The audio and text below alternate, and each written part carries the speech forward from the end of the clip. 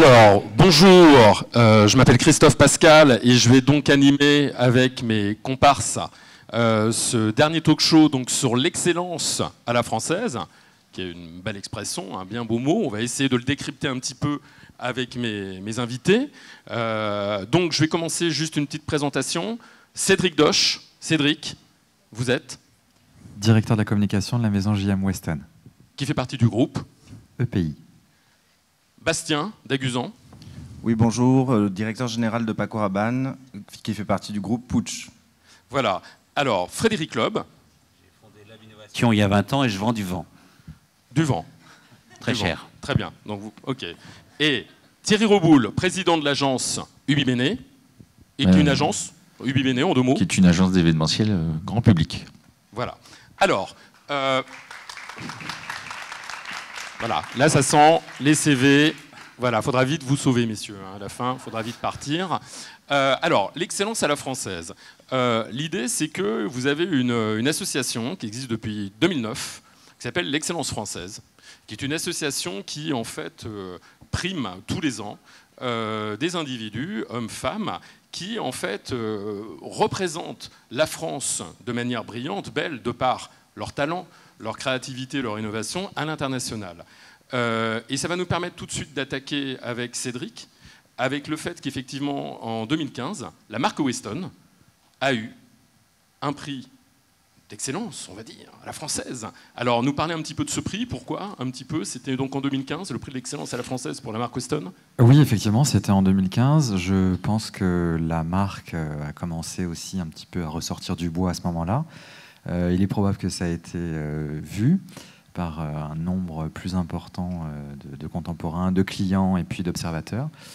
Et l'association en question est venue au sein de notre manufacture à Limoges, a pu observer les 170 artisans qui y travaillent. Et puis nous avons obtenu ce prix par la suite. Alors la maison Weston, c'est une maison qui existe depuis 1891, voilà. Qui est dans le Limousin. Hein. Exactement. Voilà. Peut-être d'ailleurs que pour montrer un petit peu la couleur de ce qu'est la maison Weston, on peut peut-être commencer, tu vas nous en dire quelques mots avant, par un petit film, qui est un film qui s'appelle Paris-sur-Cour, je crois, voilà. Qui montre un petit peu l'esprit de la marque aujourd'hui, un peu. Donc un petit mot peut-être avant qu'on envoie le film. Bien ça, c'est le fruit en fait d'une rencontre avec Roland Garros. Et on avait envie de faire une petite création puisqu'on nous avait invités à participer à un très bel événement. Et donc on a réalisé ce film pour eux. On va le regarder un petit peu, un instant.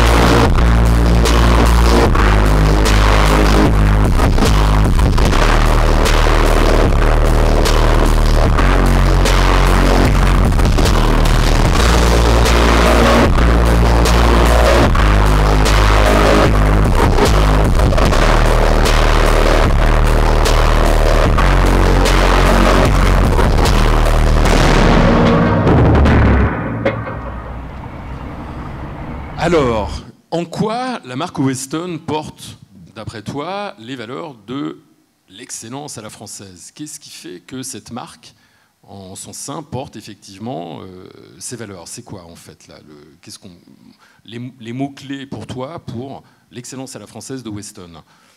Pour moi, c'est un lien avec le temps.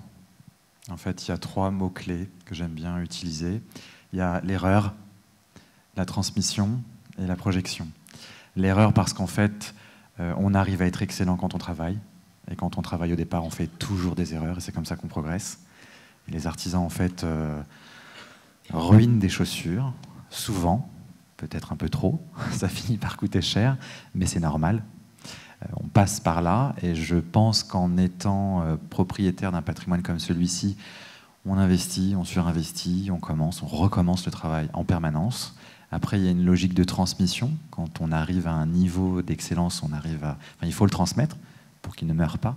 Et puis après, il y a la notion d'ouverture. Une fois qu'on a réussi quelque chose, il faut l'internationaliser et faire en sorte qu'on puisse s'enrichir des autres cultures. Parce qu'en fait, l'excellence à la française, elle est intéressante quand elle n'est pas que française. L'excellence à la française, la transmission, il y a une base patrimoniale. Je pense justement, on va peut-être regarder quelques images, à un produit de la marque qui est sorti, si je ne dis pas de bêtises, il y a 1 an et demi, le Mock Klein, oui, en fait. Oui. Peut-être nous donner quelques mots et qu'on voit quelques images qu'on va faire dérouler là-dessus, donc qui était une idée justement, parce que là, artiste français par excellence, oui, alors, il se trouve que le directeur artistique de la maison, Michel Perry, est peintre aux Beaux-Arts. Et il y a eu cette rencontre avec les archives. Le propriétaire des archives, donc du peintre Yves Klein, adore la maison. Et on a évoqué ensemble la possibilité de rendre hommage à Yves Klein avec ce bleu-là, en produisant une paire de chaussures bleu Klein à 1500 exemplaires. Ça demandait 6 mois de développement uniquement pour la teinture de la peau. Et puis après, on a pu la proposer, la mettre sur le marché.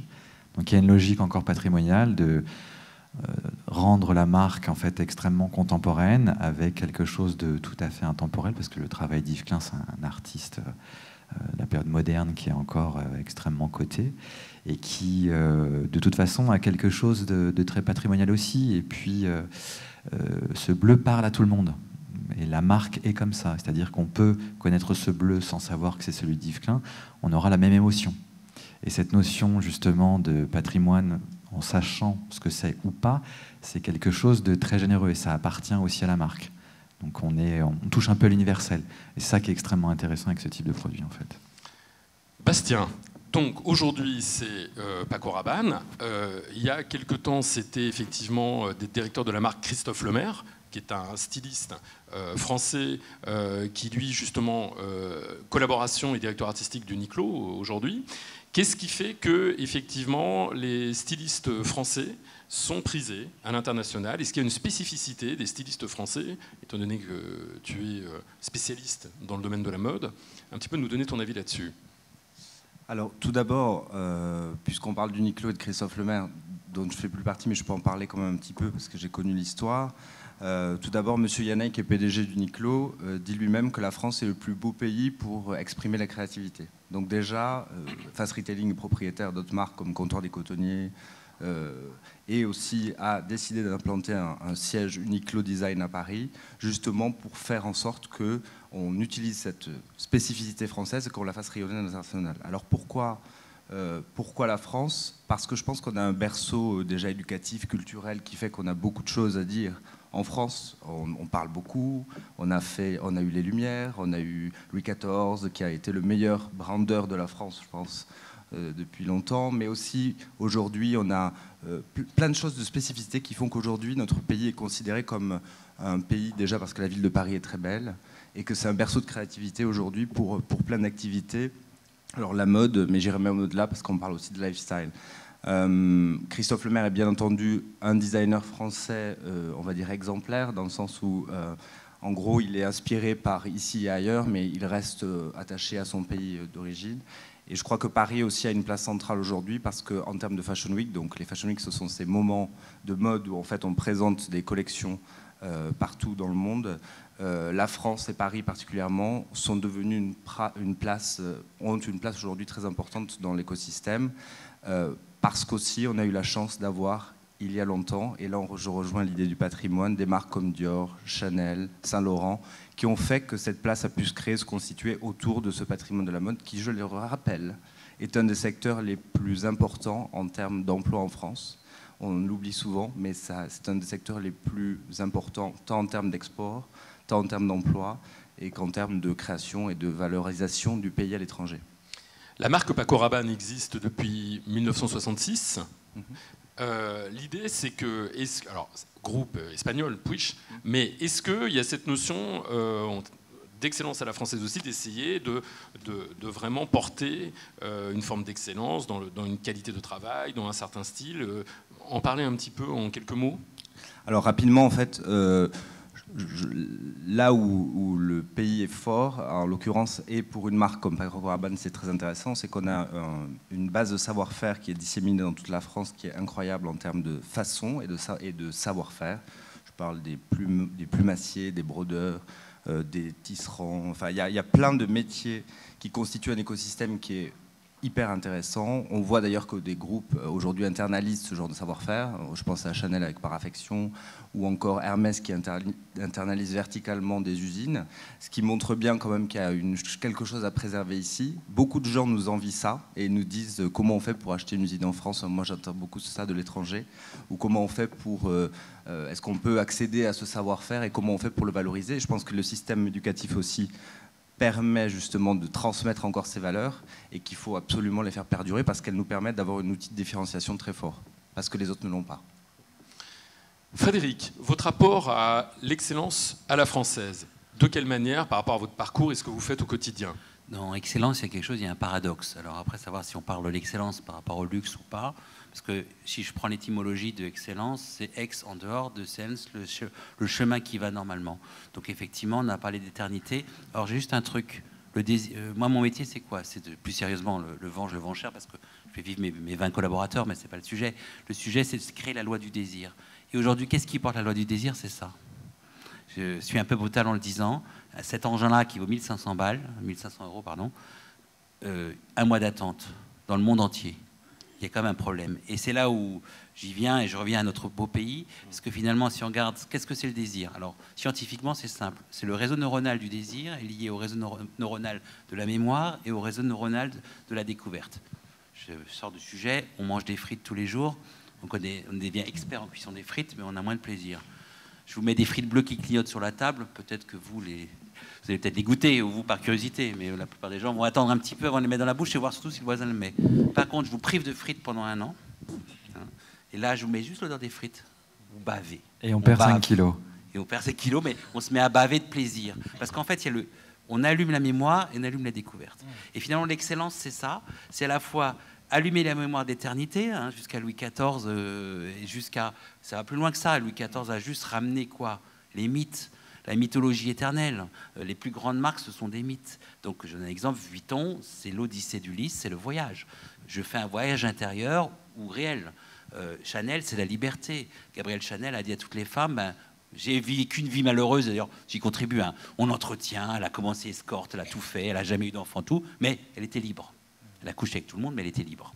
Et derrière, pour toutes les femmes du monde, il y a une notion universelle. Paco Rabanne, quelque part, derrière, il y avait ce mythe presque du Midas, du non, pas sur le même terrain, là, sur la remarque. Ouais. Et donc, ça, c'est l'éternité. De l'autre côté, on a justement cette loi du désir. Et dans l'excellence, il y a ce renouvellement permanent. C'est pour ça qu'il y a des créateurs dans les maisons d'éternité. Souvent, l'excellence à la française, on pense à la gastronomie aussi. Vous êtes un des spécialistes en tant que consultant. Qu'est-ce qui fait que les chefs sont autant prisés dans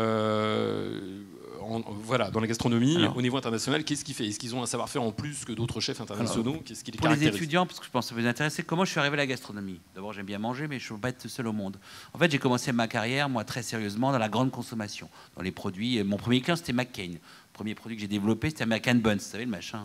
Donc, vraiment pas de la gastronomie, enfin... Ça dépend pour qui. Et en fait, je me suis dit, mais qu'est-ce qui fait que les gens... Qu'est-ce qui crée les tendances en alimentation? Et là, je me suis rendu compte, c'est au restaurant. On ne mange pas à la maison ce qu'on n'a pas essayé au restaurant. Par exemple, dans une lointaine vie, j'avais lancé avec Fleury Michon des sushis en supermarché qui n'ont jamais fonctionné. Parce que les gens ne les avaient pas essayés au restaurant. On les aime toujours pas, il ne faut pas exagérer. Mais aujourd'hui, donc... C'est comme ça que je suis arrivé à la gastronomie. Et la gastronomie aujourd'hui, qu'est-ce que c'est finalement? En France en particulier. Je reviens à ma mémoire découverte, c'est ce lien tenu entre notre mémoire universelle d'un pays de manque. C'est-à-dire que la gastronomie française, c'est une gastronomie, la seule au monde avec la chinoise, où on mange tout dans la bestiole, parce qu'on manquait de choses, donc on a inventé des sauces qu'on a piquées aux Espagnols, etc. Pour créer, on va transcender n'importe quoi. Et c'est l'excellence à la française du geste. Et aujourd'hui, l'image dans le monde, malheureusement, je suis provocateur, c'est comme ça. Elle n'est pas très désirable, mais heureusement, il y a des cycles, ça revient. C'est que les chefs français, qui sont des marques, et ça y revient, des vrais chefs mondialement connus, sont des marques, ont un peu perdu, sont un peu installés comme une marque, comme un créateur qui ne se renouvellerait pas. Et c'est ça le paradoxe. Donc aujourd'hui, la gastronomie qui renaît, c'est dans les grandes villes, des jeunes chefs qui refont de la création avec des répertoires nouveaux, qui sont désinhibés par rapport à cette espèce de lourdeur. Ça. Parce que quand on est là, on se fait quoi? On fait un grand dîner du siècle. C'est chiant, mais moi je m'emmerde. Et objectivement, un restaurant, c'est l'expérience, c'est l'ultime, ça coûte cher. On dépense des sous, donc on doit vivre un moment intense. Dans toutes les boutiques de ces messieurs, c'est sexy, on est dans l'air du temps, la bonne musique. On va au resto, il y a des nappes. Et en fait, je vous rappelle juste d'où c'est né. La restauration française, elle est née de la Révolution. Parce qu'en vers 1783 est né le premier restaurant de tous les temps, rue Beauvilliers à Paris, pas très loin d'ici. Et à la Révolution, bon, les aristocrates ayant été coupés par le haut ou partis en émigration, leurs chefs se sont retrouvés au chômage. Et donc qu'est-ce qu'ils ont fait? Ils ont monté des restaurants autour du Palais Royal, lieu de plaisir. Et donc qu'est-ce qu'ils ont fait? Ils ont singé les aristocrates, d'où les cloches, d'où les nappes, d'où les pingouins, d'où le service, et même pire que ça, ils ont organisé la cuisine comme était celle des princes. Parce que les princes français, finalement, pour des raisons de sécurité, ne mangeaient que le produit de la chasse, pour des raisons de sécurité alimentaire, et pas se faire empoisonner. Donc du coup, chef, brigade, sous-chef, coup de feu, etc. On a changé de civilisation, c'est fini. Les aristocrates, il n'y en a plus, c'est les bourgeois aujourd'hui, les aristocrates. C'est ceux qui possèdent les biens et la distribution. Et donc aujourd'hui, on a une gastronomie à réinventer. Elle est en cours, plus authentique. Et là, la France a un clé à jouer. Pourquoi? Toujours mon truc, mémoire, découverte. L'excellence à la française dans le luxe, dans la mode, dans la gastronomie. Comment on fabrique des images de l'excellence à la française? On a un créateur ici qui fabrique des images de l'excellence à la française. Il y en a une, je trouvais ça intéressant qu'on en parle parmi d'autres, c'était l'image de Paris, de la France qui a rayonné dans le monde entier et ça a contribué à faire qu'on ait les Jeux en 2024, c'est Paris 2024. Donc l'agence Subibene, Thierry Roboul, a monté le projet un peu de Paris 2024. Comment on fabrique une image pour faire rayonner Paris, faire rayonner la France à l'international? Qu'est-ce qu'elle doit avoir, cette image? Comment on la fait?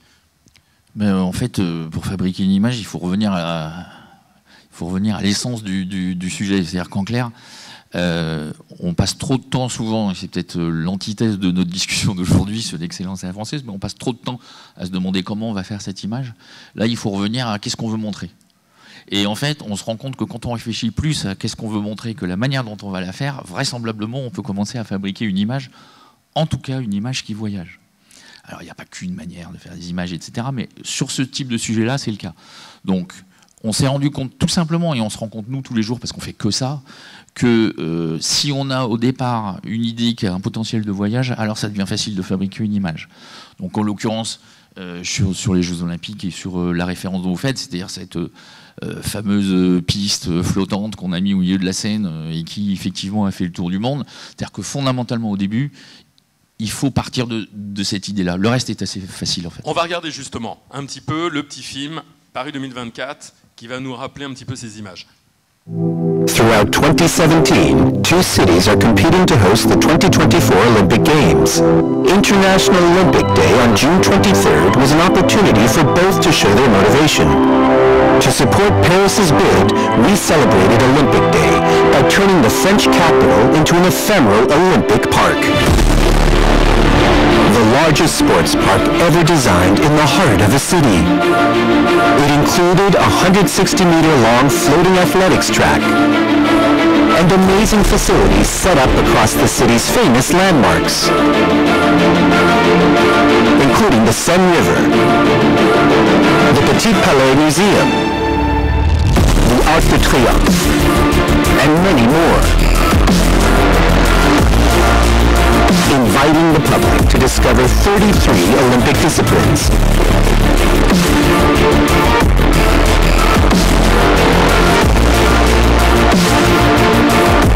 With support from France's greatest athletes, political figures, and thousands of people, Paris gave a spectacular final push to win the Games. For 2 days, media outlets from around the world were thrilled. And these were the results. 1.2 million visitors who were invited to try out various sports and share their passion with professional athletes.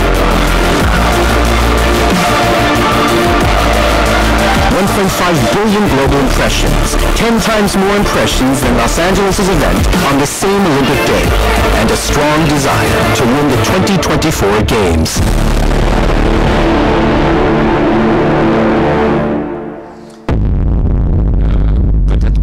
D'ailleurs continuer un autre projet, si c'est possible, en technique, d'avoir effectivement directement un autre projet qui était le défilé de L'Oréal, la France. Des films là, mettre le film, j'aimerais bien s'il vous plaît, de L'Oréal, le défilé sur les Champs-Élysées, qui était aussi un autre projet pour promouvoir l'excellence à la française, la mode. Paris, capitale de la mode, à l'international. Qu'on puisse passer le film un petit peu, un instant, voilà. Peut-être quelques mots sur Thierry, le film, le commenter. Donc là, l'idée, pareil, a été de représentation iconique, événementielle, éphémère, de ce qu'est la mode. Oui, l'idée, c'était... En fait, nous, on aime bien faire des ruptures. Donc, c'est la seule chose qui... Moi, je me suis rendu compte un jour que c'est la seule chose qui m'intéressait. Je ne veux pas avoir la même moto que les autres, je ne veux pas machin, etc. Donc, c'est une espèce de maladie. Mais au final, la maladie, elle m'a servi à en faire un métier et peut-être à correctement faire mon métier, puisque du coup, on propose aux marques systématiquement de faire autre chose que les autres. Alors bien évidemment, faire autre chose que les autres, c'est pas de faire un défilé, on est d'accord. Faire autre chose que les autres, c'est de se dire qu'éventuellement, on va le faire en plein milieu des Champs-Élysées, et puis qu'on va avoir les moyens de le faire, qu'on va fermer l'avenue, parce que c'est au final peut-être pas si compliqué que ça. C'est pas hyper simple. Mais et puis que du coup, on va pouvoir se mettre effectivement dans un endroit que personne n'a jamais touché. Alors il y a un autre principe là-dessus qui moi m'intéresse, c'est la notion de démocratisation. Vous avez beaucoup parlé de Louis XIV les uns les autres. Voilà, moi je suis plutôt tendance Robespierre, donc j'aime plutôt bien aller contre l'ordre établi.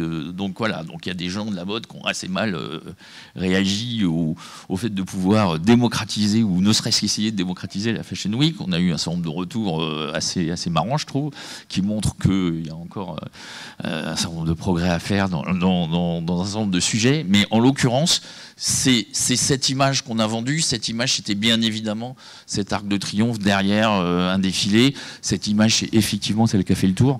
Je voulais juste rajouter quelque chose, parce que ça vous donnera, je pense, un dernier exemple. Mais je pense que vous en avez un souvenir. Au mois de juin dernier, on nous a demandé pour la marque Perrier et pour Roland Garros, on parlait de Roland Garros tout à l'heure, c'était quoi l'idée si vous voulez faire autre chose que d'habitude, puisque d'habitude Perrier, ils sont dans Roland Garros à distribuer des bouteilles. Et on leur a dit, bon, on va faire un bar, mais ce bar-là, on va le mettre sur le Champ de Mars. Ouais, super. Sauf que ce bar-là, on va y arriver par les airs. Et c'est là où on a construit cette tyrolienne géante qui partait du 2e étage de la Tour Eiffel et qui a permis à un certain nombre de gens de le faire. C'est ce type de démarche. Et moi, je voulais juste en parler parce que, en dehors de ces images, pour le coup, on fait beaucoup le tour. C'était pas histoire de les montrer une fois de plus, c'était de dire que moi, j'ai le sentiment que l'excellence à la française, on passe tous notre temps à essayer de savoir ce que c'est. Je pense qu'on a tous beaucoup de mal, au final, à le définir très précisément. Voilà, moi, je pense qu'il y a une notion d'impertinence.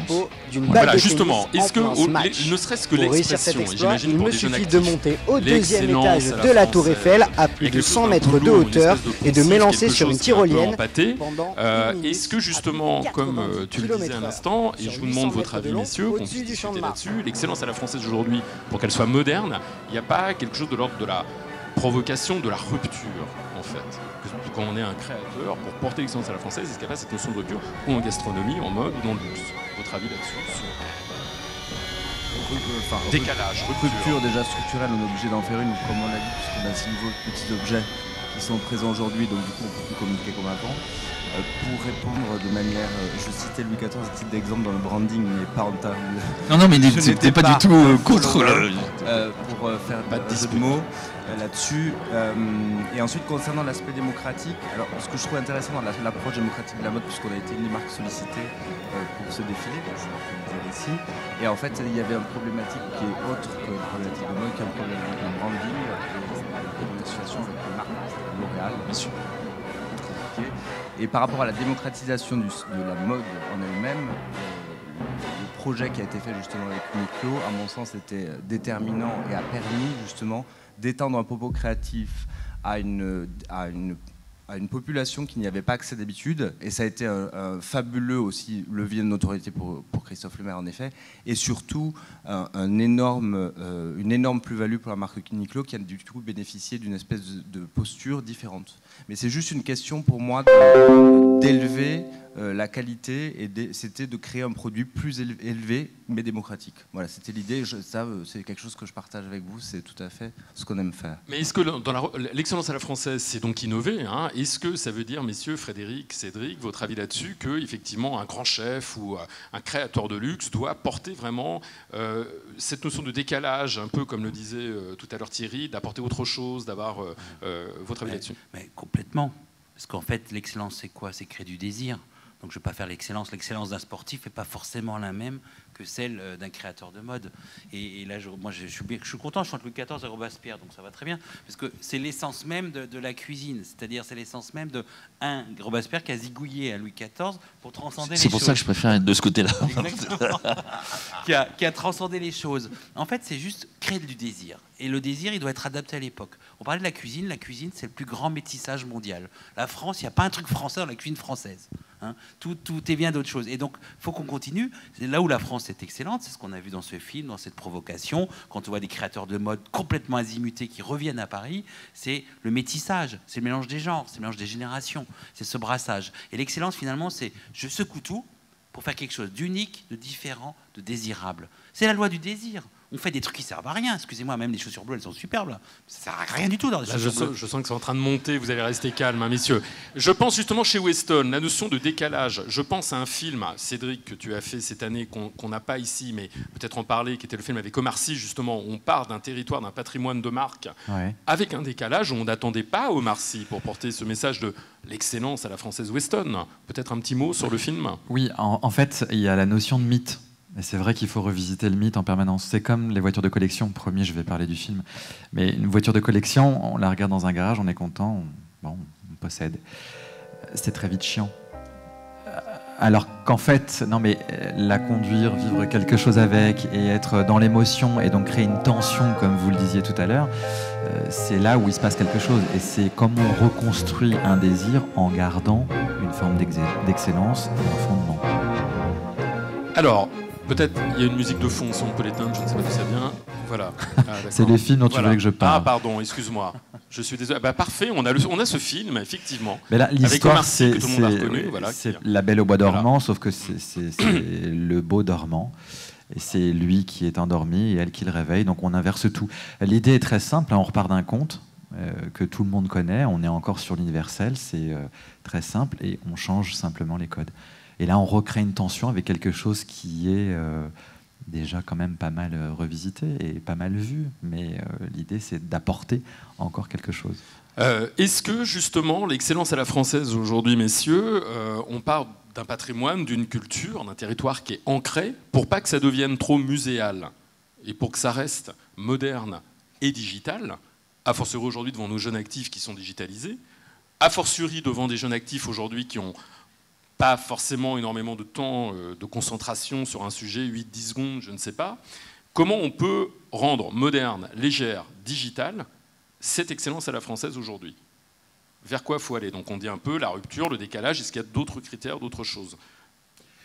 C'est très large comme question. Moi, je suis passé, l'autre jour, j'étais dans la rue et je vois De Vialet.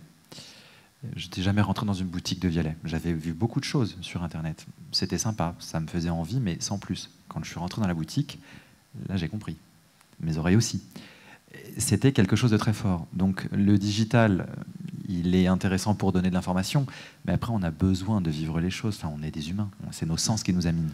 Donc, le digital est une porte pour aller chercher de l'information, piquer sa curiosité, construire un peu ses chemins, faire ses choix, nous guider. On sait tous qu'aujourd'hui, les avis comptent sur Internet pour n'importe quel type d'achat. Après, ça a très vite ses limites aussi. Il faut vivre les choses. Bastien, est-ce que ça influe justement dans la création, dans la mode, le digital? De quelle manière pour garder cette excellence à la française?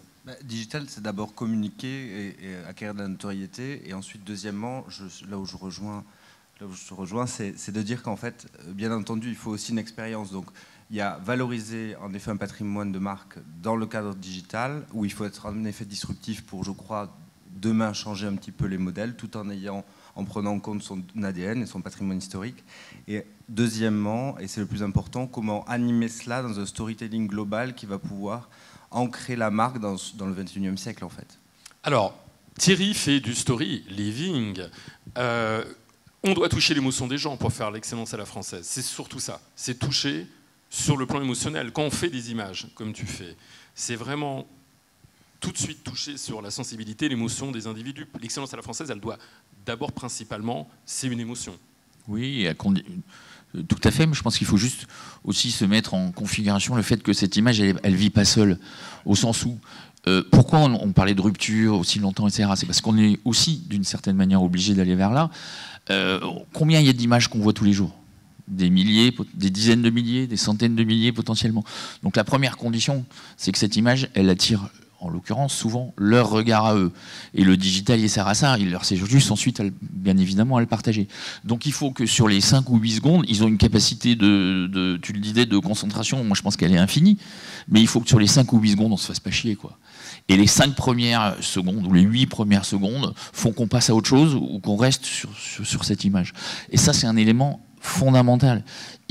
On ne vit pas dans un monde clos dans lequel on vous oblige à regarder une image pendant 1 minute, aussi chiante soit-elle. Donc soit ça plaît pas. Et par rapport à cet élément-là, votre critère premier d'excellence, ça va être ce qu'on appelle dans le jargon l'émergence. Et ça va nous amener à cette notion de rupture, de différence, de création de valeur, quel que soit le mot qu'on veut utiliser. Frédéric, votre avis là-dessus ? 2 choses. D'abord, le digital a complètement changé le rapport au restaurant. S'il y a des bonnes nouvelles, les Américains passent 9 minutes de plus en moyenne le soir à dîner qu'il y a 20 ans. Bon, pourquoi ? Parce que ça vous fait rire d'abord. Les gens arrivent, ils choisissent... Donc ils passent 9 minutes. Exactement. Parce qu'ils vont déjà demander de plus. Non, attention. La capitale du monde de la gastronomie en ce moment, c'est New York. Soyons clairs. C'est là où il se passe le plus de choses. Donc si on regarde... En fait, j'arrive au restaurant, je regarde d'abord ce qu'il faut choisir. Ils demandent le Wi-Fi. Après, regarde sur la carte ce qu'il faut choisir. Sur TripAdvisor, etc. Ils choisissent... Les choses arrivent, là, photo Instagram. Le Wi-Fi marche, pas comme en France. Exactement. Et donc, en fait, ce qui est intéressant, ça c'est le hook. Donc je reviens, c'est le crochet. C'est comme un grand vin. Un vin aujourd'hui, il faut qu'il accroche tout de suite.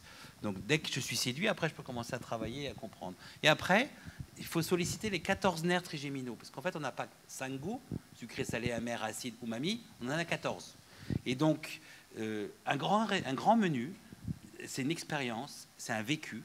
Où je dois être rattrapé, pas me faire chier dans un truc ennuyeux comme vous faites. C'est du story living. Je dois être rattrapé et après vivre le plus longtemps possible, et en sollicitant tous les sens. Mais et en s'arrêtant plus rapide, on est très heureux finalement de l'impatience des jeunes générations. Ça accélère les services. Alors on va s'ouvrir à des questions. S'il y en a qui ont des questions à poser à nos amis, il y a des micros qui circulent. Ah, je vois une main qui se lève par ici. Première question. Voilà. Vous pouvez être indiscret, demander plein de choses, des chiffres d'affaires, tout ça, n'hésitez pas. Non, ça ne sera pas le sujet. Bonjour, Chloé Usan, Master Achat. Merci d'abord pour votre venue. J'ai une question pour Thierry Reboul. Donc, on a parlé on est en séminaire leadership. Votre sujet, c'est l'excellence à la française. Vous avez utilisé des mots comme impertinence. Vous avez mis en place des projets assez ambitieux. Quel est votre processus en fait pour convaincre et amener à votre équipe et à convaincre des entreprises de vous suivre dans vos projets et dans l'ambition des projets que vous voulez mener ? En fait, c'est un espèce de long processus. Alors d'abord, vous disiez que vous étiez dans le master achat. Bon, normalement, moi, je ne parle pas aux gens qui font des achats. Je peux me permettre. Vous avez tort. Donc je vais parler aux autres prioritairement, mais je vais répondre à votre question. En fait... On est nombreux. Hein, oui, non, mais bon, pardon de la blague, comme je suis suffisamment vieux pour avoir la chance de sans doute pas vous croiser quand vous serez des acheteurs confirmés, j'en profite. Parce que, bon, je vais répondre à votre question. Je vais répondre à votre question, pardonnez-moi. Non, c'est un long processus. Très franchement, aujourd'hui, ça fait 17 ans qu'on a toujours voulu, que j'ai toujours voulu me positionner sur ces événements hors normes. Vous démarrez pas le premier jour en débarquant et en sonnant à la mairie de Paris en disant « Vous allez rire, j'ai besoin de la Tour Eiffel, filez-moi la Tour Eiffel ». C'est long. Donc, en fait, on y va petit à petit. Et puis, si vous y arrivez, si tout d'un coup les choses se goupillent bien, si vous avez la chance aussi avec vous, tout un tas de facteurs, et que vous prenez des risques, parce que c'est encore un autre sujet, mais c'est un élément essentiel, et que vous prenez des risques, alors vous amenez ce qu'on appelle ce fameux cercle vertueux. Et ce cercle vertueux, il vous amène à chaque fois à pouvoir faire un peu plus gros, un peu plus gros, un peu plus gros. Et si tout se passe bien et si les choses s'enchaînent bien, alors vous allez chez vos clients et à la fin, ils vous le demandent. Moi, j'ai la chance aujourd'hui, je peux vous dire que ça n'a pas toujours été comme ça, loin de là. Je n'ai plus personne dans mon agence qui s'occupe du new business, qui appelle les clients pour prendre des rendez-vous et se présenter. Nous ne vivons depuis 3 ou 4 ans dans cette agence plus que sur des appels entrants. C'est pas pour dire ah, super, vous voyez bien, etc. C'est juste pour vous montrer que quand vous arrivez à enclencher une mécanique, que vous essayez de ne pas vous reposer dessus, que vous remisez toujours tout ce que vous avez gagné, alors peut-être vous pouvez enclencher ce fameux cercle et du coup les choses deviennent beaucoup plus faciles. Aujourd'hui, c'est plus facile.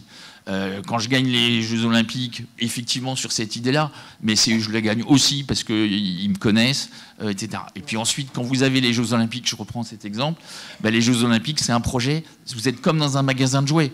Vous êtes dans la ville et vous dites « Ah, je voudrais l'Arc de Triomphe aussi pour faire... » Oui, oui, bien sûr. Ah, bah super.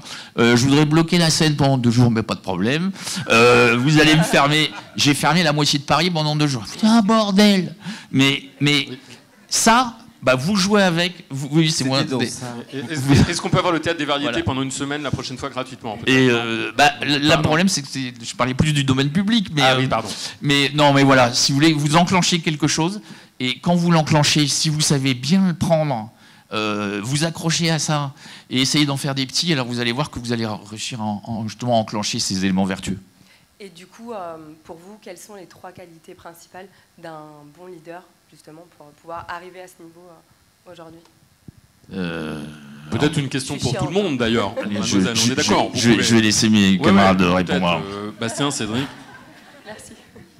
Les qualités d'un leader, les 3 qualités d'un leader. Voilà, d'un leader au sens large, peu importe le... Et dans le leadership, le fait d'arriver à fédérer autour de lui, d'arriver... Hein, c'est ça, hein, mademoiselle. Hein. Oui, c'est ça. D'avoir la vision pour emmener les troupes. La vision. Enfin, les troupes, pardonnez-moi, les équipes. Moi, c'est l'audace. Et puis, c'est l'empathie. Moi, je demande toujours à mes équipes, parce que j'ai viré tous les gens depuis 30 ans, il n'y a pas longtemps, en me disant... C'est parce qu'ils coûtent plus cher, c'est ça? Pas du tout, mais c'est parce qu'en fait, il y a un vrai besoin de compréhension du monde qui a changé, brutal. Et c'est simplement, moi je dis à tous les gens des équipes qui sont jeunes, mais est-ce que tu achèterais le truc que tu viens de pondre là? Est-ce que le concept que tu viens de développer te fait envie? Oui, non, ne te fait pas envie, tu recommences. Et en fait, c'est une notion d'empathie avec les clients, avec les choses, etc. Et après, tu as parlé du risque, pour moi c'est clé, c'est fondamental. Moi j'ai gagné tous les restaurants de la Samaritaine, qui ouvrira en 2020, et ceux du Cheval Blanc. Il y a 19 restaurants au total, face à Alain Ducasse, je précise, qui ne m'aime plus d'ailleurs. Il n'aime personne. Hein. Voilà. Et au-delà de ça, c'est parce que j'ai pris un risque énorme, j'ai proposé des trucs audacieux, très très loin de ce qu'on attendait de la restauration. Et vous le verrez dans 2 ans, quand ça ouvrira. Bastien, le leadership, un leader, pour toi, c'est quoi en fait, effectivement, ces 3 qualités, la vision, l'audace? On est là-dedans, pour toi aussi? Ouais, fédérer la vision et être capable de changer. Ouais. De s'adapter. De s'adapter et de changer, surtout. Et d'avoir envie d'accompagner le changement. C'est la phrase de Jack Ma qui dit, le numéro 1 d'Alibaba, que l'équilibre, c'est l'adaptation permanente. C'est ça le leadership aussi. Non? Exactement. Oui, moi j'adhère.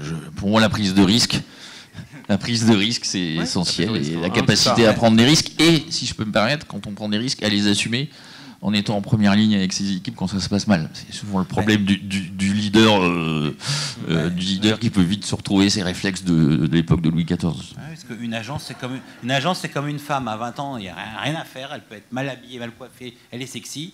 À 40, il faut qu'elle commence à faire du boulot. Donc si elle ne se renouvelle pas, si elle ne prend pas des risques, elle reste toute seule. Là, ça va par rapport à... C'est l'empathie, là. Ouais, c'est l'empathie. Alors, une autre question. Oui.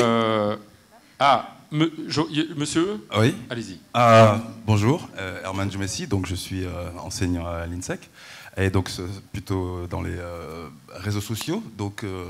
Et donc moi, ma question, elle va évidemment aller vers de ce côté-là. J'aimerais savoir si justement dans votre stratégie d'excellence à la française, est-ce que vous avez prévu qu'est-ce que vous avez prévu autour du user-generated content, donc le contenu généré par les utilisateurs, l'influence des groupes ou des smart communities, et enfin voilà, en quoi ça justement, parce que j'imagine que ça va forcément impacter votre travail et que forcément ça va changer votre façon de voir les choses. Mais voilà, ouais, une question peut-être pour Cédric et Bastien. Ouais, parfait. Oui, le consulting c'est 1 500 € par jour mes tarifs. Oh là. Voilà. Non, blague là à c'était part. le double aujourd'hui, mais c'est pas grave. Blague à part. L'UGC, oui, c'est important. Il se trouve, et on parlait justement des voitures de collection ou des choses qui sont très belles, une paire de mocassins noirs Weston, vous la portez avec un costume, c'est affreux. Vous la portez comme certains clients japonais les portent, et certaines clientes japonaises avec une petite soquette blanche, une petite jupe. C'est tout à fait sublime, complètement décalé. Et là, le décalage, il est intéressant. Donc en fait, nous, l'UGC, il nous sert à montrer sur le feed de la maison comment est-ce que certains acquéreurs de Weston détournent des grands classiques qui sont tout à fait intemporels, mais qui permettent de rester complètement dans l'air du temps. Okay, donc c'est une stratégie totalement voulue et totalement... Sur l'UGC, on n'a pas le choix. En fait, on remonte les contenus. On fait remonter, d'accord. Oui, voilà, exactement. Bastien, là-dessus. Ouais, je dirais UGC contrôlé pour ma part grandement. Parce que l'UGC, je dis toujours, quand on a un parfum ou un produit de beauté dans une salle de bain moche avec un fond et des cafards, c'est pas génial. Par contre, du coup, quand on a un vrai UGC maîtrisé, etc., et qui drive du content et du désir, encore une fois, là, c'est très bien. Autre question. Ah, je vois une main se lever. Ici. Moi, j'ai une question pour Monsieur Daguzan. Oui. Donc, tout à l'heure, vous parliez en termes de mode, vous disiez qu'il y avait beaucoup d'emplois dans la mode. Et ne pensez-vous pas que ça vient. Dans les grandes maisons, il y a un esprit assez conservateur, c'est-à-dire que c'est relativement compliqué d'intégrer ces grandes maisons, ces grandes marques de mode? Alors, en effet, il y a de la concurrence à l'entrée. Moi, j'ai choisi d'ailleurs la voie de commencer par des petites maisons et pas des grandes au début. Tout simplement pour une raison simple, c'est l'envie d'apprendre un métier dans sa totalité avant de se spécialiser. Il y a en effet de la difficulté à rentrer, mais il y a aussi une difficulté, je dirais, à connaître le secteur de manière précise, qui fait qu'en gros, il y a des formations spécialisées aussi qui permettent d'acquérir une spécificité ou même des stages qui permettent aussi d'acquérir des connaissances qui font qu'on peut rentrer plus facilement dans un secteur. Il faut être prêt au début à se sacrifier un petit peu côté salarial, pas espérer des rémunérations très hautes, mais rentrer, travailler, apprendre, et ensuite on peut atteindre l'excellence. Voilà. Ou l'excellence, ou pas, ou une quasi. Mais il y a un travail de culture de marque, de culture. Oui, la culture, je pense qu'on est tous d'accord, c'est dans tous les domaines. Le premier pour vous, jeune actif. Et je pense qu'il n'y a aucune porte qui est jamais fermée, réellement. Enfin, moi, mon premier stage, c'était chez Christian Lacroix, et j'ai poussé la porte de la boutique en demandant s'il prenait des stagiaires. Et je ne connaissais personne. Donc, il faut oser. Oui, j'allais venir. Moi, je vois ce que c'est mes clients au quotidien. Il y a trop de clones, ça suffit. Là. C'est des personnalités que les gens veulent. Les gens qui émergent, ils ne sont pas forcément clonés. Pas souvent des experts de mode, pas forcément des fashionistas. C'est des gens qui ont quelque chose, qui apportent quelque chose, du sens et qui nourrissent la marque. Donc sa personnalité, et c'est la culture. C'est primordial. Oui. C'est primordial, on est tous d'accord. Autre question? Oui, bonjour. En fait, ma question s'inscrit dans la droite ligne des précédentes. Donc, on a la chance de vous avoir devant nous. Donc, nous vous remercions d'avoir donné cette occasion. Ma question serait, par exemple, vous êtes leader dans votre équipe. Vous avez votre projet, vous avez vos objectifs. Et maintenant, quelle serait la stratégie pour chacun de vous pour atteindre ces objectifs? Merci. Vaste question très large. On a parlé tout à l'heure, effectivement, d'avoir une vision, de prendre des risques, d'avoir de l'audace. Qu'est-ce qu'on peut dire d'autre? On va commencer par définir le projet. Oui. Et puis après, on pourra parler de la stratégie. Oui. Oui, les gens adorent parler de stratégie, mais encore faut-il savoir dans quel niveau on parle aussi et de quoi on parle, en fait. Parce qu'en effet, il faut une immersion d'abord, et une compréhension, et ensuite on drive une stratégie, mais il y a des niveaux et des interstices différents et des nivellements, on va dire, différents. Moi, je rajouterais travailler. et ne pas avoir peur de se tromper. Quelqu'un, je crois que vous l'avez dit. Et il y a le fait aussi, Thierry, d'incarner son projet, l'incarnation de son projet, en fait. Oui, je crois. Oui, je crois qu'effectivement, on est dans un contexte où il faut apprendre et savoir qu'il va falloir en permanence se mettre en avant sans pour autant trahir 2-3 règles sacro-saintes du groupe, ce qui est toute la difficulté. Mais oui, savoir se mettre en avant comme on met en avant ses clients, ses projets, c'est bien évidemment un sujet. Alors il ne s'agit pas d'arriver en disant poussez-vous, mais tout le monde derrière, etc., parce que vous allez finir pas bien. Mais la capacité à se marketer est un sujet. Je vais vous donner un exemple, mais tout bête pour l'illustrer, c'est que vous voulez... Alors, il faut du fond, on est d'accord. Mais une fois que vous avez le fond, il faut aussi un certain nombre de signes extérieurs qui vont montrer que ce que vous êtes... Le monde marche comme ça, c'est pas forcément toujours très, très passionnant, mais ça va être comme ça. Il se trouve que tout le monde est persuadé, par exemple sur le petit marché dans lequel moi je suis, que parce que j'ai une bague avec un truc marqué dessus un peu spécial... Par contre, on ne voit pas d'ici. Hein, oui, non, mais c'est pas grave. Que effectivement, du coup, ça fait partie des signes de créatifs. Alors, si vous l'êtes pas, c'est la catastrophe. Mais si vous l'êtes, il va vous falloir apprendre à vous marketer, ça c'est sûr. Voilà, effectivement, un leader est sa propre marque. Il se markete lui-même. On est tous notre propre marque. On est d'accord là-dessus. Un leader, il y a cette notion de marketing aujourd'hui évidente. Une autre question ? Allez-y. Bonjour, je m'appelle Laetitia, je suis étudiante en MST Fiscalité droit des affaires.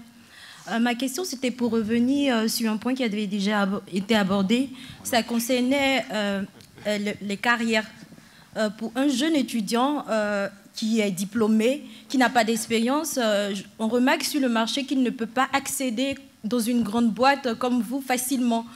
Même s'il sort de la meilleure école de commerce possible, l'accès est toujours difficile parce qu'on lui demande soit un nombre d'expériences élevé et on lui demande aussi d'avoir bossé dans des boîtes d'excellence.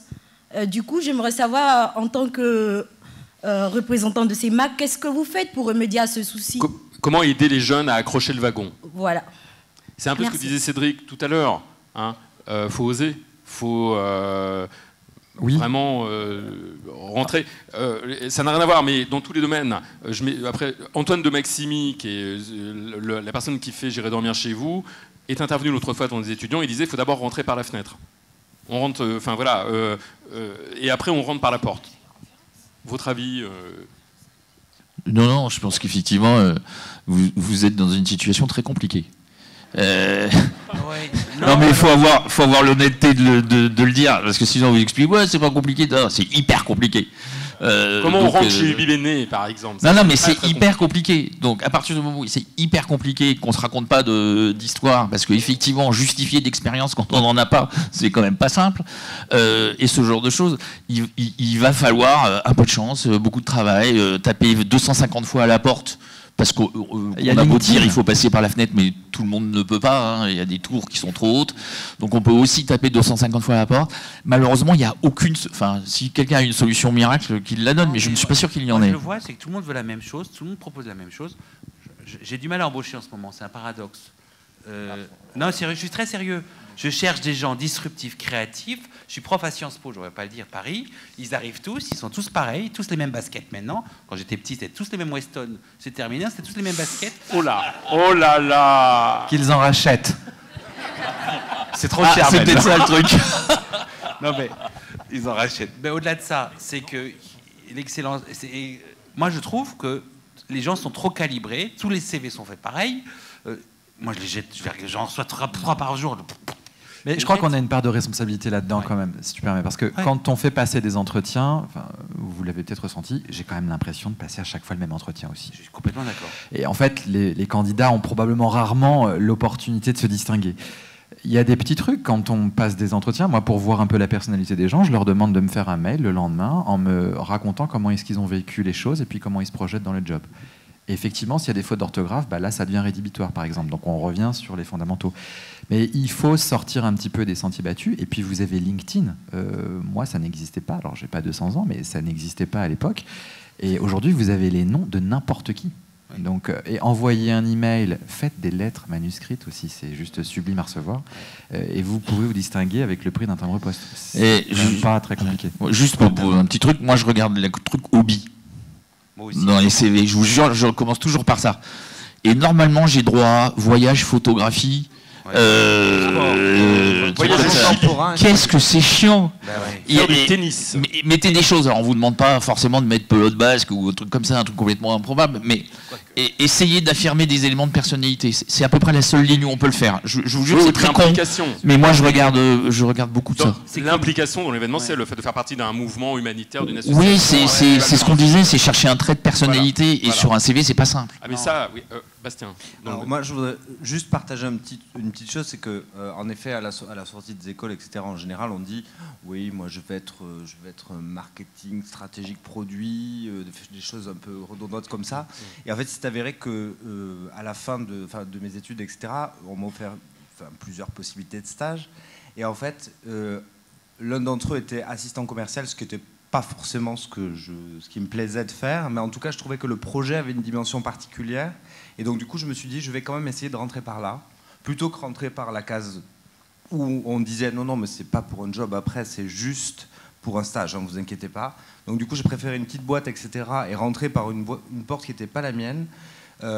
Et ensuite, c'est valoriser, durant ce moment, tout donner pour qu'on vous reconnaisse, pour qu'on dise il bosse bien, il part pas à 18h, il n'arrive pas à 10h30 le matin, et voilà. Et je pense que c'est une des qualités, c'est de ne pas hésiter à porter quelques cartons au début, je le dis toujours, et soyez humble. Oui. Est-ce que ça ne rejoint pas, justement, on en parlait, c'est le sujet aussi, les qualités d'un leader dans le leadership, c'est-à-dire, même pour un jeune actif, l'audace, s'incarner, l'incarnation de ce qu'on porte, le désir, en fait, ça rejoint ça. Et la préparation, moi, je reçois des jeunes personnes qui n'ont pas visité le site de la maison. Donc c'est un peu un problème quand même. Et c'est quand même très basique. Donc vous regardez sur Internet le profil de la personne que vous rencontrez, vous savez ce qu'elle a fait, vous regardez ses passions, et vous préparez juste 2 questions sur la boîte. Il y en a 2 sur 10 qui le font. C'est quand même très simple. Une autre question, peut-être. Moi, j'ai encore une question. Donc, toujours master achat. Direction des achats, attention, hein, parce que là, c'est... Pour Thierry Reboul, peut-être une question, c'est ça? Non, pour le coup, c'est pour vous tous. En regardant surtout la scène ici, maintenant, tout de suite, et un petit peu en faisant le bilan des quelques jours qu'on a eu sur le leadership, jusqu'à preuve du contraire, vous êtes tous des hommes. J'ai une question par rapport on les tue, bien au sûr, statut des femmes. Est-ce que l'homme a des prédispositions génétiques plus fortes pour être un leader? Est-ce que c'est l'école qui vous donne ces questions-là ou ça vient de vous, ça, en fait? Non, ça vient de vous. C'est mal connaître ma mère. Hein. Ouais. C'est mal connaître sa maman. Des prédispositions quand on est un leader, c'est ça? Est-ce que un homme a plus de non, alors là, moi, je le vis au quotidien parce que je vois... l'autre jour, j'avais un séminaire avec toute l'équipe marketing de Dior Beauté. 82 filles, 2 garçons. Donc, il n'y a pas de leadership masculin en la matière. C'est encore pire ce que tu dis, la réponse. Et donc... Non, chez Dior Beauté, il y a du leadership féminin. Et donc, la conclusion, mais par contre, au COMEX de LVMH, donc 2 stades au-dessus, il y a une femme. Donc, ma question, elle était mystérieuse. Alors là-dessus, je vais répondre par une question. C'est comment, alors que j'ai des jeunes femmes très, très compétentes au marketing et qui font vivre la marque, le président de Dior, c'est un homme, hein. Et le président, c'est M. Arnault, c'est encore un homme. Voilà. Pourquoi, tout à coup, il y a cette espèce... Et c'est à vous, plutôt que je pose la question, qu'est-ce qui se passe? Il y a une problématique de plafond de verre, etc. Enfin bon, qu'on sait dans tous les domaines, en fait. On le sait. Marie-Laure Sauty-Chalon en parle très bien. La numéro 1 du groupe au féminin, etc. Votre avis là-dessus? Enfin, voilà, c'est une problématique sociétale. Non, mais personne ne peut répondre décemment qui est la moindre prédisposition masculine. Une fois qu'on a dit ça, il y a le fameux plafond de verre. Hein. C'est valable dans un certain nombre de sujets. C'est valable aussi sur celui-là. On n'a pas de prédisposition. On a, au départ, dans la société telle qu'elle est faite aujourd'hui, un peu plus de facilité d'avoir ça. C'est pas notre mérite, c'est la société qui est comme ça. Donc il faut que petit à petit on y arrive. Vous avez largement fait avancer le dossier sexuel récemment, donc il n'y a pas de raison que vous n'arriviez pas sur... Vous avez une grande leader, qui est la directrice de votre école, Claire Sauvigné, tout de même. Voilà. Une autre question. Allez-y. Alors, Quand je vois quelqu'un lever la main, en fait, ça part de l'autre côté, donc on voit pas très bien en fait ce qui se passe. Allez-y. Pour vous, c'est quoi la réussite? C'est quoi le succès, ça veut dire pour vous? Parce que vous êtes tous dans une bonne position pour nous expliquer de cette... Qu'est-ce que la réussite? Moi, je dirais le mot projet. Moi, je peux faire la mienne ou pas? Moi, je pense que c'est pouvoir dire merde à qui on veut. C'est un...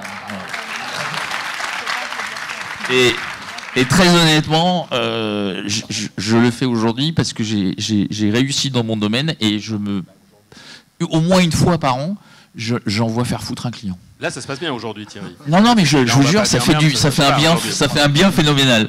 C'est une obligation, je pense. C'est même, voilà, c'est comme une prescription médicale. Moi, en tant que patron d'agence, ce que je veux dire, c'est prendre son pied, c'est prendre du plaisir. La réussite, c'est quand il y a un projet, waouh, on a une excitation, gagner un truc improbable qu'on ne croyait pas tous ensemble. Et de toute façon, le plaisir, c'est collectif, hein, sinon c'est assez limité, quoi. Pour vous, la notion de réussite, Cédric? Alors, moi, mon président me parlerait de chiffre d'affaires, mais comme il est très intelligent, il me parle de marge.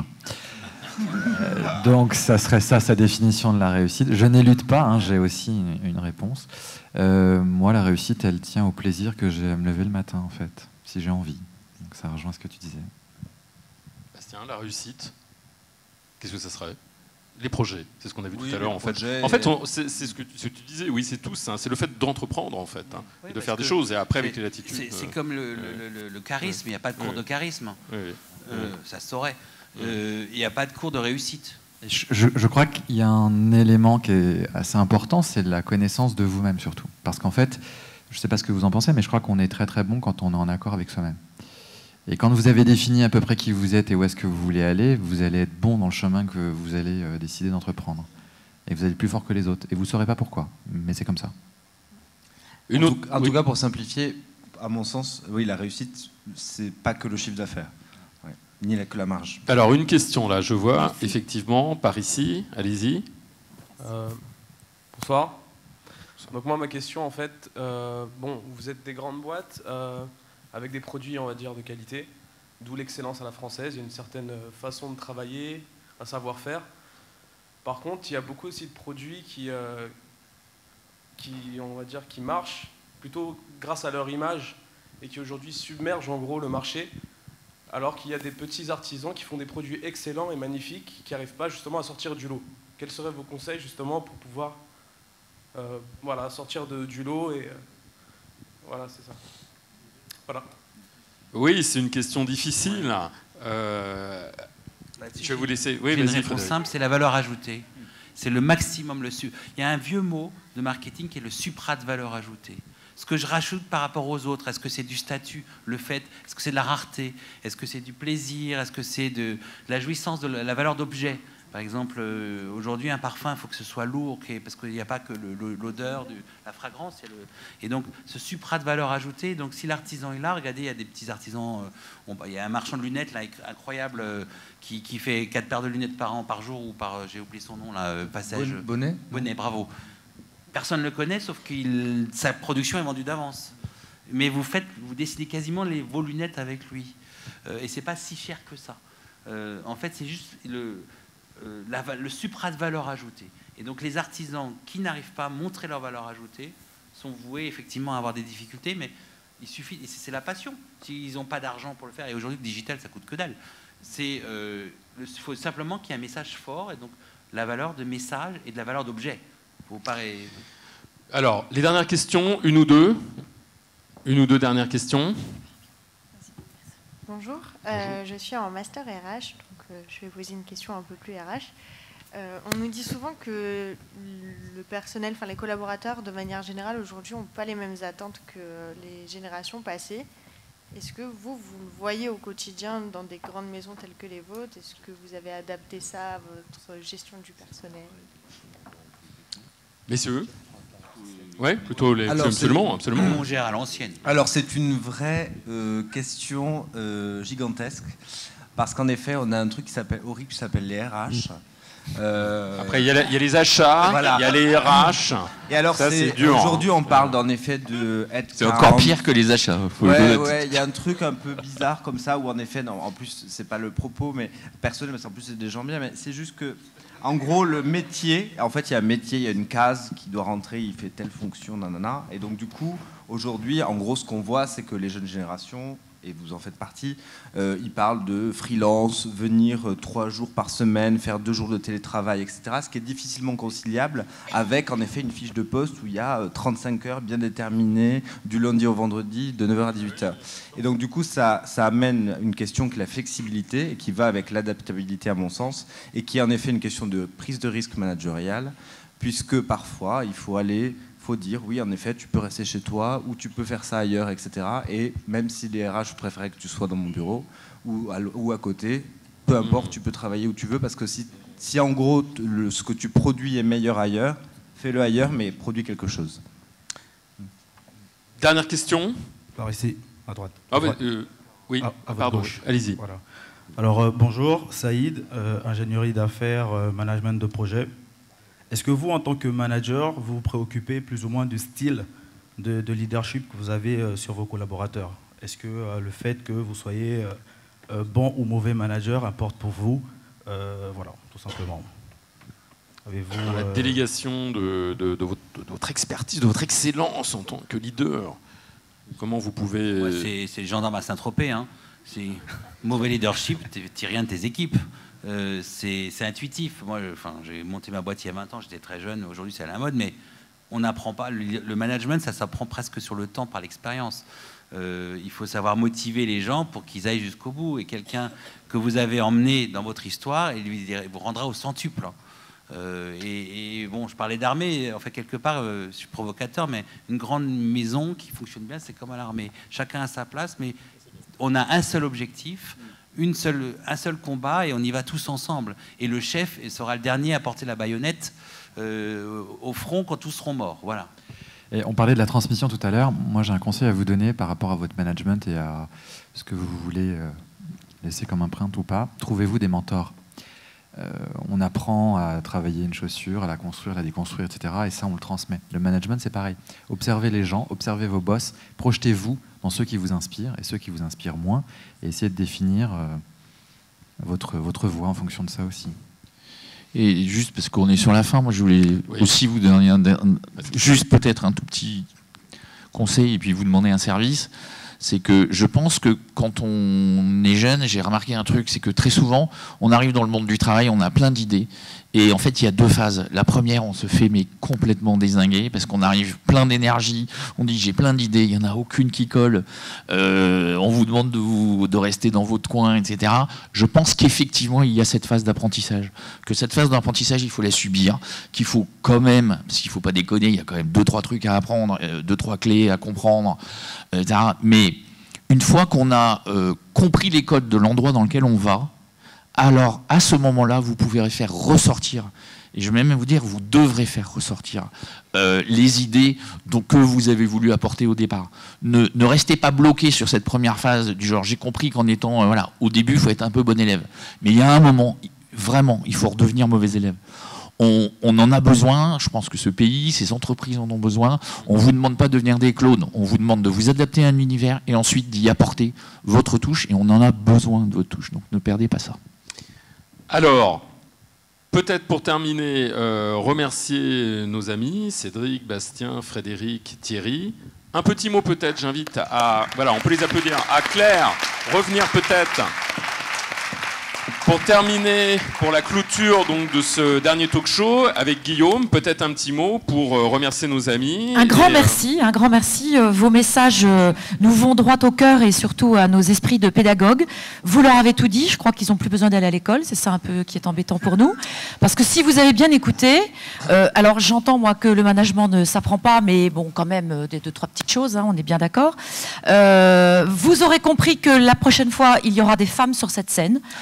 C'est la première question que je leur ai posée d'ailleurs. Hein. J'ai trouvé que les plateaux étaient globalement un petit peu trop masculins. Plafond de verre, ça n'existe pas. C'est nous-mêmes, les femmes, qui devons forcément le casser, ce plafond. Et c'est pas la faute des hommes, c'est nous qui devons aller de l'avant. Donc on travaillera, je pense même d'ailleurs, sur cette problématique l'année prochaine, puisque tous les ans, ce séminaire leadership sera proposé à tous nos étudiants de master. Mais vous serez de futurs leaders, bien sûr. Et donc, vous viendrez nous voir et peut-être serez-vous sur cette scène dans quelques années. En tout cas, on en serait ravis. Donc, demain, les derniers jurys. Et merci beaucoup. Bonne fin de semaine. Bonne fin de semaine. Au revoir.